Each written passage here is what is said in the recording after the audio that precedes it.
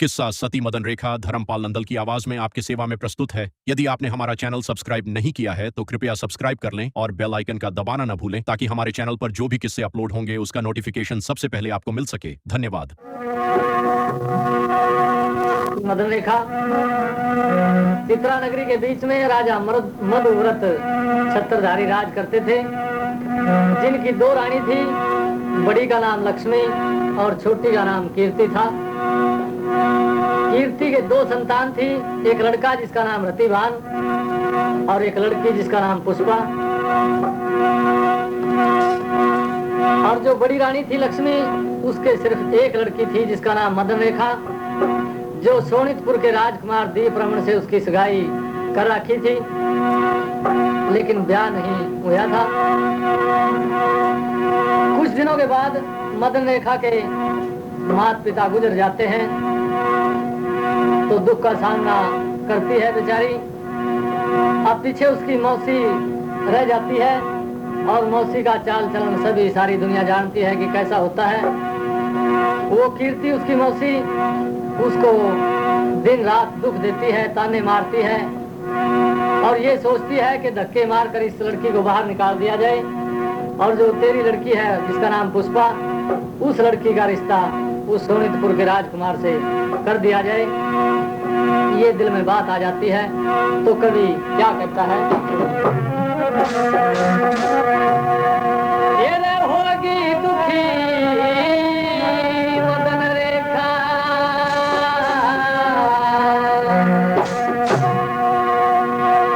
अरे होगी दुखी मदन रेखा, माँ बाप गुजर गए यानी के, कड़वे बोलती हिर से लग गए होगी दुखी मदन रेखा, माँ बाप गुजर गए यानी के, कड़वे बोलती हिर से लग गए।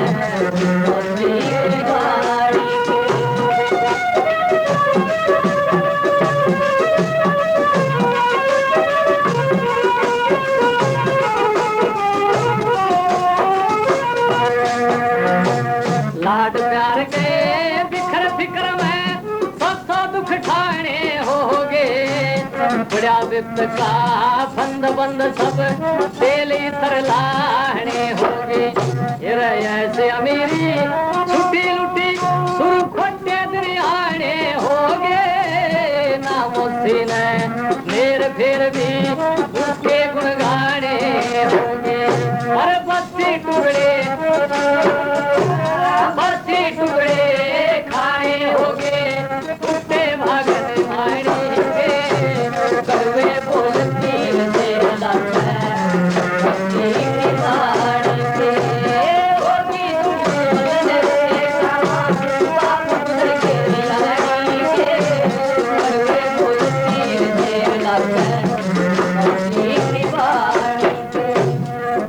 कहे तू दान चटोरी एक क्यों पुष्पा में देख जरे, कदे कहे तू लिकड़ चली जा क्यों छाती पे दार लड़े। ये सीढ़े माथा कदे न बोले नित्य में डीक बड़े, मौसी के वचन बेचारी वा दुखिया रो रो आग बड़े। अरे ऊपर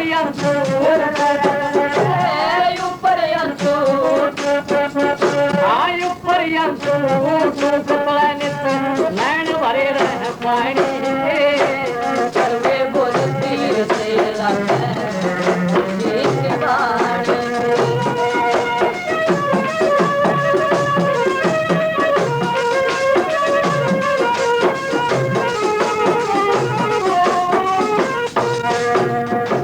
दोनों बहने नहान गई एक बार, शिव पूजा का दिन आ गया, कपड़े तारे तला में बढ़गी, सखिया का झुरमट आ गया, टिक गया पैर मदन रेखा का, साड़ी पे धब्बा लग गया, पुष्पा देख दूर से जड़गी, लड़ने का मौका पा गया। ये शिव मंदिर में आरा साजा क्या लक्षण खिंचा साड़ी के, कड़वे बोलती से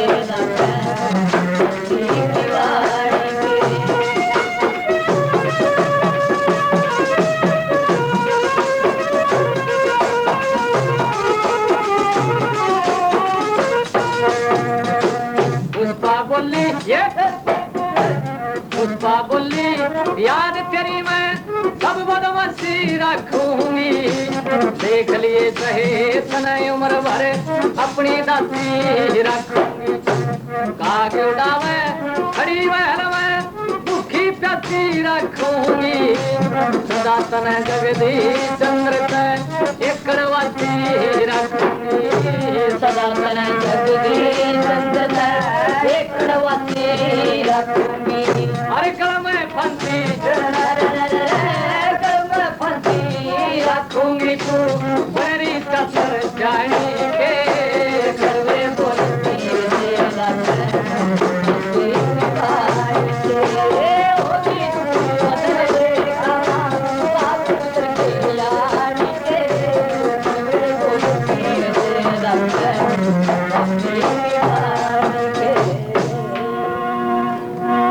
तो प्रेमी सजनों वो उसकी मौसी कीर्ति और रोज उसको कभी डांड कहती है कभी चटोरी कहती है तो इसी तरह सिलसिला चलता रहा और वो सहन करती रही। एक दिन शिव पूजा का दिन आ गया और लड़कियां वहां पर स्नान करने के लिए गई तो जो कपड़े उतार कर लड़कियों ने रख रखे थे अचानक ही मदन रेखा का पांव उस पुष्पा की साड़ी पर टिक जाता है तो लड़ने का बहाना मौका पा गया। वो पुष्पा भी उसको लानत फिटकार देती है कच्ची मंदी वाणी कहती है और जब घर वापस आई तो कीर्ति की लड़की पुष्पा आसन पार्टी लेकर पड़ जाती है। उसकी माता उसको पूछती है कि बेटी क्या बात हुई किसी ने मारा धमकाया तो उसने साफ लफ्जों में कह दिया कि ये इसने मेरी साड़ी पर पैर टेक दिया और उसको गंदा कर दिया। अब वो दोनों कीर्ति भी और उसकी लड़की भी उसके ऊपर जलती तो थी।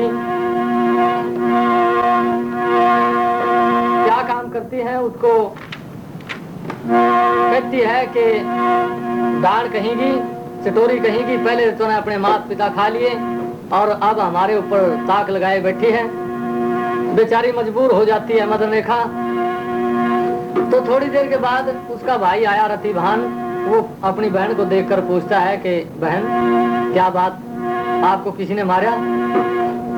मदन रेखा कहती है कि भाई मेरा जीना दुश्वार कर रखा मेरी मौसी ने और मेरी बहन ने पुष्पा ने। अब मुझे ये बताओ कि मैं कहाँ जाऊं कहाँ नहीं। मुझे हर पल 24 घंटे तंग किया जाता है। कभी डांड बताते हैं कभी चटोरी बताते हैं कभी कुछ कहते हैं। 100 तहमत मेरे जुम्मे लगाई जाती हैं। भाई साहब मैं कहाँ जा सकती हूँ। तो अपनी माता कीर्ति को पूछता है रतिभान कि माता जी मेरी बहन में कोई दोस्त तो नहीं है और आप इसको खाम खा क्यों तंग करती हो। कीर्ति कहती है कि बेटा ले सुन वो खोट इसमें है। आपको मैं उदाहरण देती हूँ। तो कीर्ति क्या कहती है सुनिए।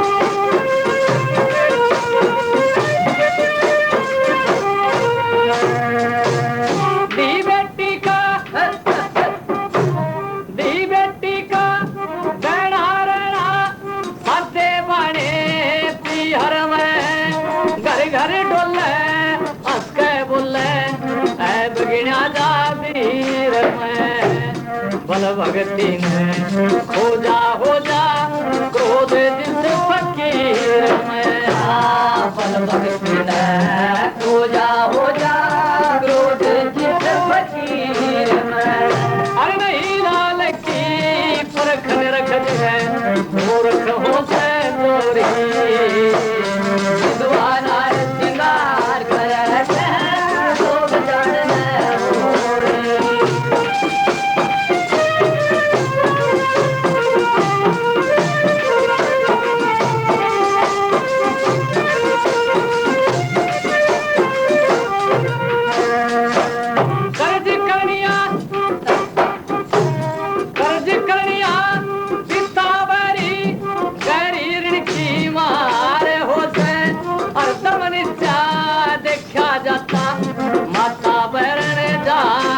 उसे नीति का यूं लेख देख छोटी सुंदर नार उसे नीति का यूं लेख देख छोटी सुंदर नार उसे मूर्ख पूतक पूत बुराना साथ कहर में चोरी विद्वाना श्रृंगार करे लोग जाने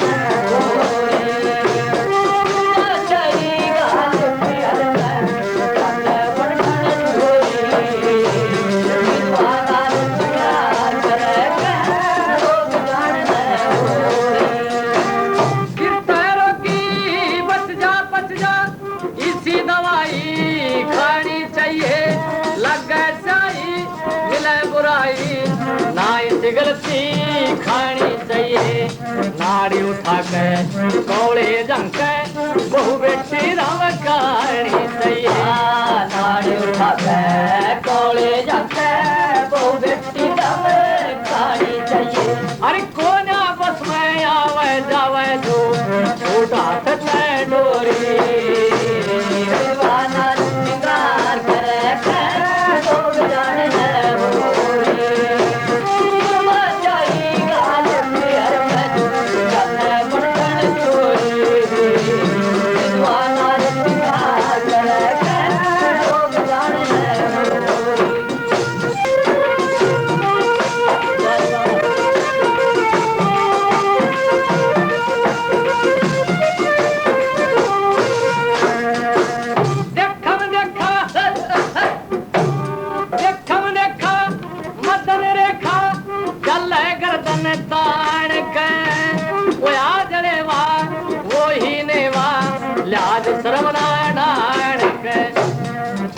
पड़ जा रास्ता छिड़ जा पहला मचा दे जान के कहना पड़ जा रास्ता छिड़ जा पहला मचा दे जान के अरे करा बुरी जगदी तेरी सकते नया ठिकाना वटोरी विद्वान हर श्रृंगार करे लोग जाने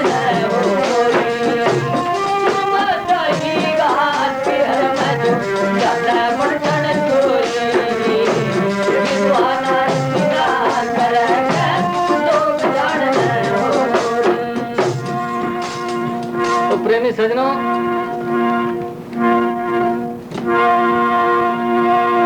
वो कीर्ति उसकी माता रतिभान की माता कहती है कि बेटा जैसे मैंने आपको उदाहरण दिए यही खोट उस लड़की में है।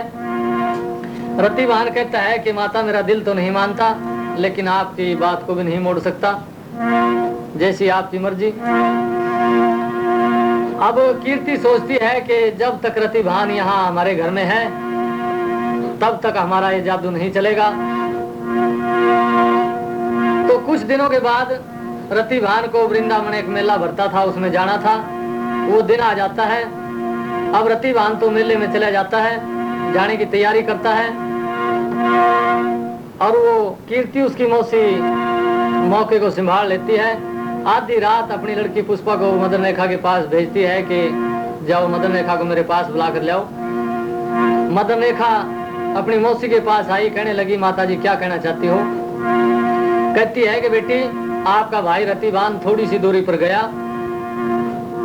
अगर आप उनके साथ जाना चाहती हो तो खुशी से जा सकती हो। मदन रेखा के भी दिल में यह बात बैठ जाती है कि कुछ दिन के लिए इनसे पिंड छुटकारा होगा। वो बेचारी चल देती है, लेकिन कीर्ति ने उसकी मौसी ने पहले ही 4 जल्लाद आगे खड़े किए हुए थे कि मदन रेखा के पास आएगी और उसको खत्म कर देना। जब मदन रेखा कुछ ही दूरी पर गई, गांव से बाहर निकली, अपने भाई को मिलने के लिए जल्दी जल्दी जा रही थी, तो आगे 4 जल्लाद खड़े थे। जल्लादों ने उस लड़की को पकड़ लिया। मदन रेखा जल्लादों में घिरी हुई थी और कहने लगी अकरे जल्लादों मैं बिल्कुल बेखता हूँ, बेगुनाह हूँ और अगर आप मुझे छोड़ दो तो मैं आपकी बड़ी एहसानमंद होंगी, मैं बिल्कुल बेगुनाह हूँ। तो जल्लाद उस लड़की से मदन रेखा से क्या कहते हैं?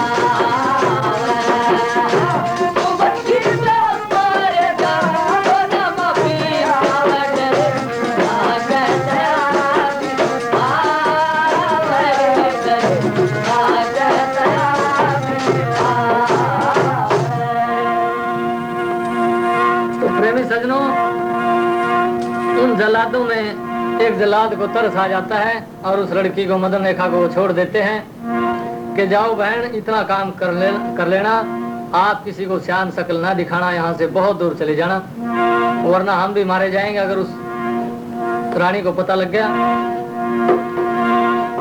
तो लड़की चलती चलती काफी दूर चली जाती है, काफी मंजिल तय करके एक जंगल बियाबान में घूम रही थी, बुरी हालत थी।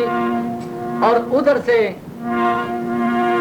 वो सोनितपुर का राजकुमार दीप रमन जो उसका पति था वो घोड़े पर सवार होकर उसी जंगल में निकल आता है।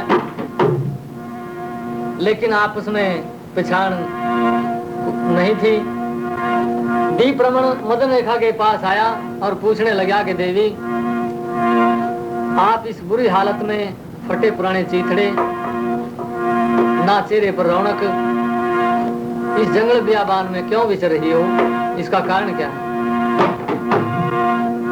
तो मदन रेखा दीप रमन के सामने क्या कहती है?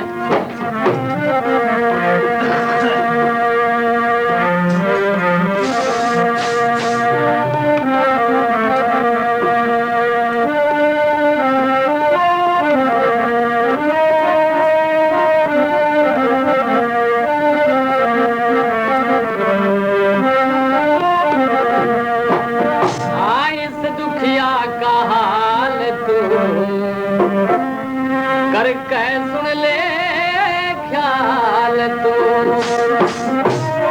मन साफ बताना से नहीं तेरे आगे वेद छुपाना से, आगे वेद छुपाना से, इस दुनिया का हाल तू करके सुन ले ख्याल तू, मन साफ बताना से नहीं तेरे आगे वेद छुपाना से, आगे वेद छुपाना से।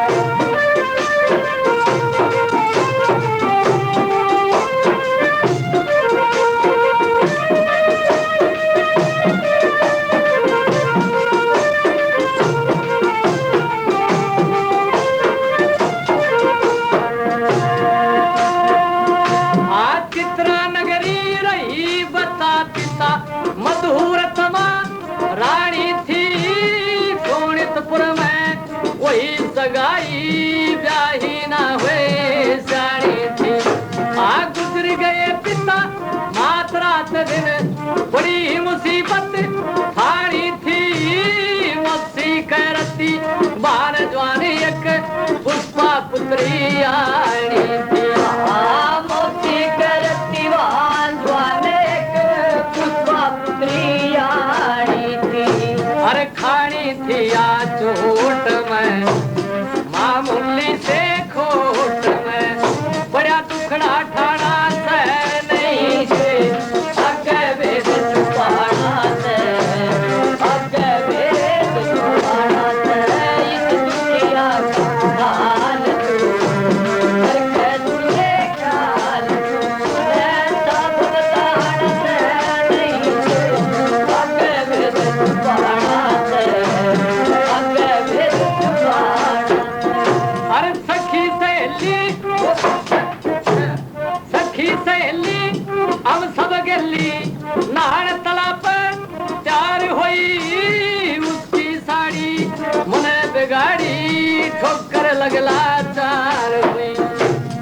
इसी बात में क्रोध गात में जटिया पेट बाहर हुई, लड़ी खोला सा जाग्या रास्ता मंदिर में तकरार हुई। लड़ी खोला सा जाग्या रास्ता मंदिर में तकरार हुई। हर मार हुई घड़ी शरीर में लिखा मेरी तकदीर में, नितरंग गम खाना से नहीं तेरे आगे वेद छुपाना से, आगे वेद छुपाना से।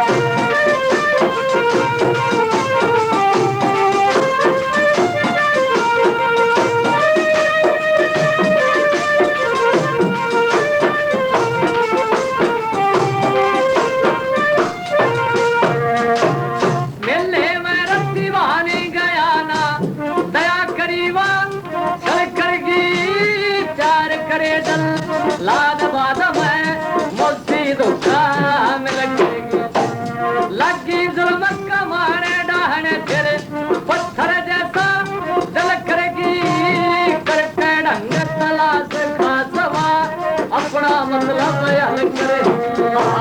करके ढंग तलाश खासवा अपना मतलब हल करेगी। चल करेगी प्यार में दुखिया का संसार में, ना छोड़ ठिकाना से नहीं दे आगे वेद छुपाना से,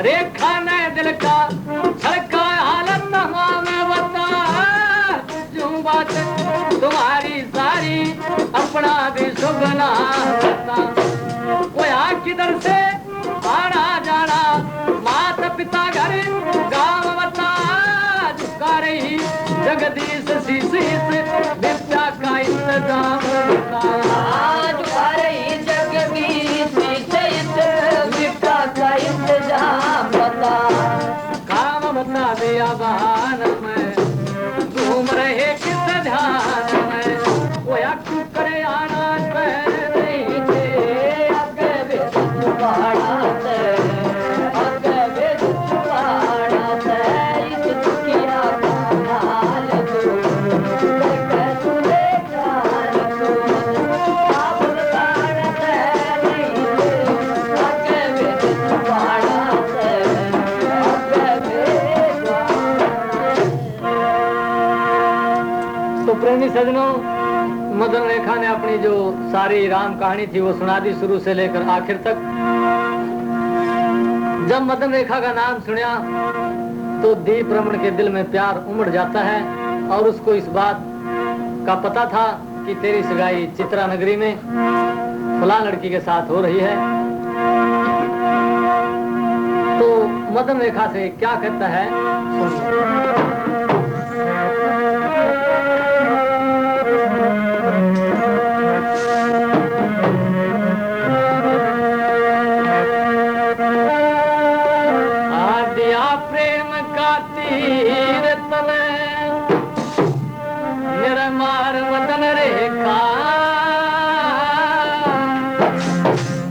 मेरा काल जा झोल निकल गया पार मदन रेखा तेरा प्रेम का तीरन मेरा मार मदन रेखा मेरा काल जा झोल निकल गया पार मदन रेखा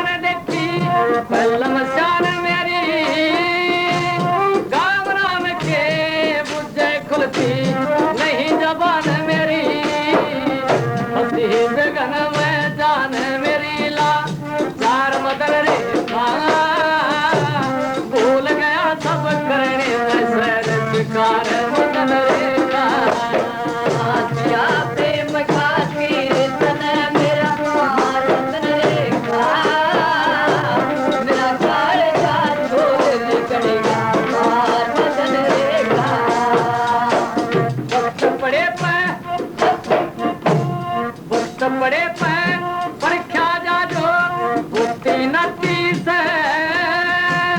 निर्धन दुखिया कमजोरा का कौन हिम्मती से अरे बड़ी बड़ी का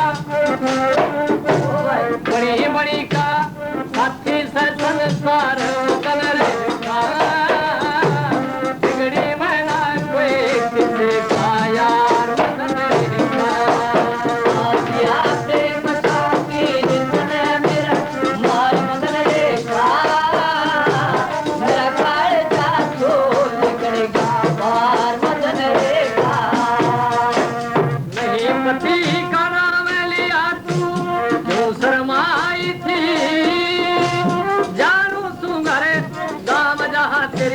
वही सगाई थी अरे कोना देखर पाई थी घर बार मदन रेखा माता पिता तन छोड़ गए मजदार मदन रेखा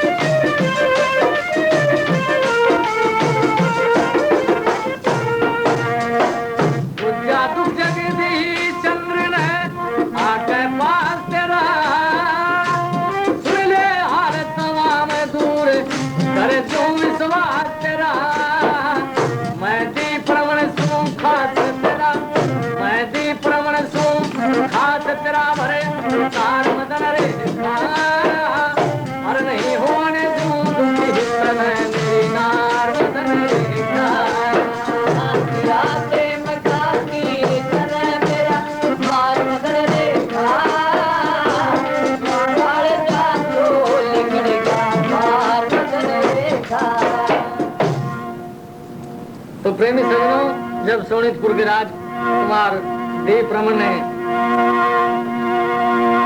ये सारा कुछ हाल बयान कर दिया और उसके सामने कि मैं आपका पति हूँ और आप मेरी मांग हो, तो दोनों की बात जंगल बियाबान में हो जाती है। तो कवि क्या कहता है?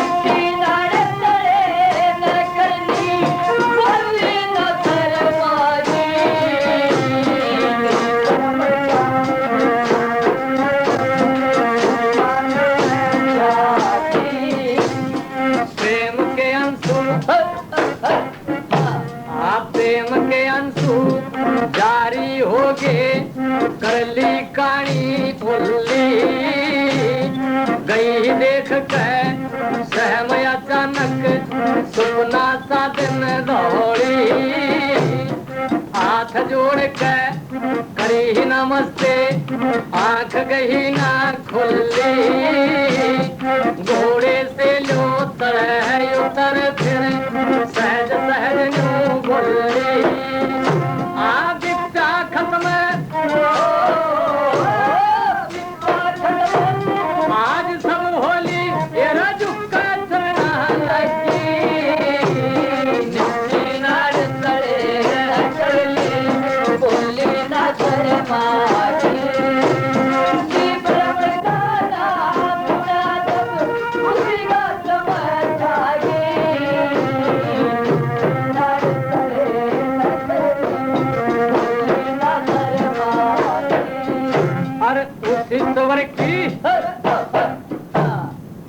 ईश्वर की दया हुई आज भाग जाग गे मेरे, जाता है पल्लम सदा सीने दर्शन हो गे तेरे। जो ना चलो कमारी लेकर ले लो बण में फेरे, जागी वे तीरथी ढूंढ लो ऋषि मुनिया के डेरे। अरे बंदे नहीं बंदे नहीं मोहरी हर तेरे नहीं पागी।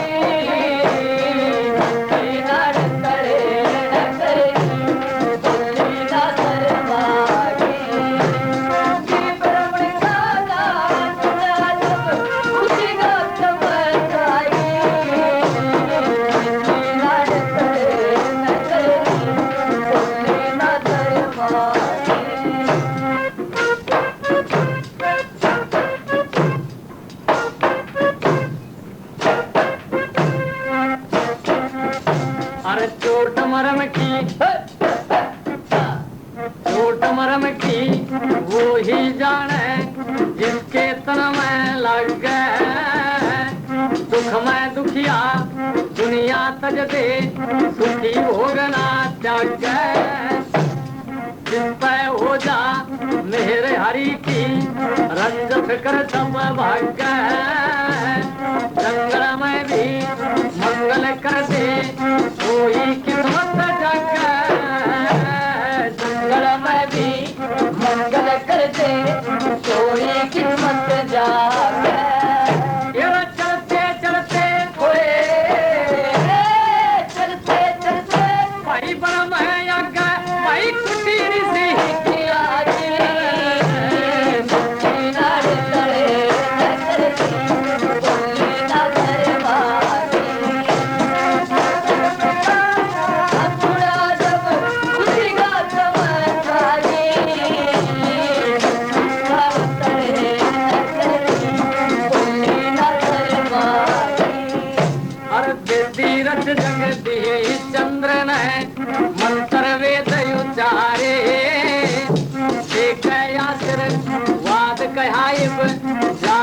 राज दुलारे। दीप रमण ने कहा सती अब फिर चलेंगे थारे। वहाँ नाट गई सती हाथ जोड़ के सुनिए प्राण प्यारे। अरे जा जल्लाद साहब मैं मारे या कैद कराही जानी।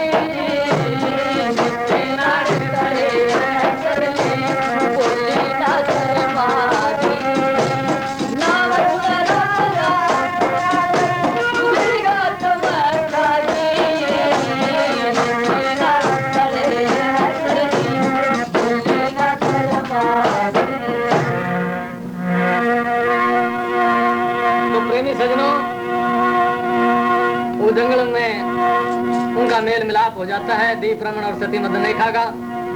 एक ऋषि की कुटिया पर जाकर अपने विधि रचकर ऋषि उनके फेरे कर देते हैं। अब दीप रमन कहता है कि आपके तिहर चलेंगे, लेकिन वो सती इनकार करती है कि अगर हम वहां पर गए तो मेरी मौसी मुझे तो मारेगी लेकिन आपको भी खत्म कर देगी। वो बड़ी डायन है, डंकनी है और वहां जाना ठीक नहीं। लेकिन दीप रमन जिद करता है और वो वहां से चल पड़ते हैं। चित्रा नगरी की सुरती धार ली।